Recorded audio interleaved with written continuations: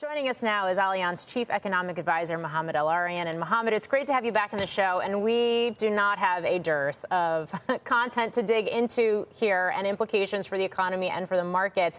I do want to start with what we're seeing globally, because not only is there a lot on the geopolitical front, but there's a lot on the political front, too, whether you look at what's going on in Brazil last week and some of the big moves there, whether you see what's happening with the euro. And a lot of this is manifesting in the currency markets. We see what's going on with the euro and issues in France today. The BRICS we just mentioned and the threats around tariffs and this idea of moving away from dollar dominance.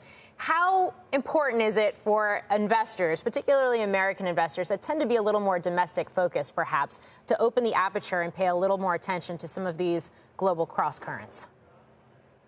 It's important, but not important enough to lose focus on the U.S. In the vast majority of the states of the world, which includes massive economic dispersion, which includes geopolitics, which includes uncertain politics, the U.S. outperforms.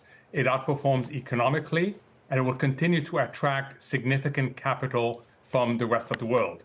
So while it is a very uncertain outlook, the one thing that is certain is that the U.S. outperforms. What is not clear is at what level of growth and what level of inflation. Those are the two issues that are in play. But in relative terms, I call it the good, the bad, and the ugly of the global economy. The good is the U.S., the bad is China, and the ugly is Europe. So in light of that, the fact that you have had the dollar strengthen since the election last month against a number of currencies, how notable is that, especially at a time of year where seasonally you seem to see the dollar weaken against other currencies? Yeah, but this is not like other years. It's a very understandable move. One, I think people have realized that the U.S. will cut interest rate less than Europe. Two, people have realized that the direction of flows is to the U.S. and is it to the U.S. in a big way. And third, don't short U.S. economic exceptionalism.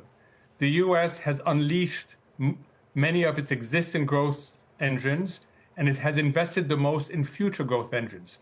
So for me, whether it is flows, whether it's economic prospects or interest rate differentials, they all favor the dollar right now. So, Mohamed, if China's bad and Europe is ugly already, how do you expect them to respond, those markets, in early 25 to the early rattlings of a President Trump? So it really depends the balance in the U.S. between, on the one hand, deregulation, and on the other hand, the combination of tariffs, migration curbs, and fiscal spending. That's the balance. You know, I'm of the school that when push comes to shove, other countries are going to understand that they need to preemptively negotiate with the incoming administration, that it is in most other countries' longer-term interest to find a proper place of negotiation. The one exception is China. I think U.S. and China tension will continue and tariffs will go up vis-a-vis China, but I suspect that the rest of the world can preemptively give something to the U.S.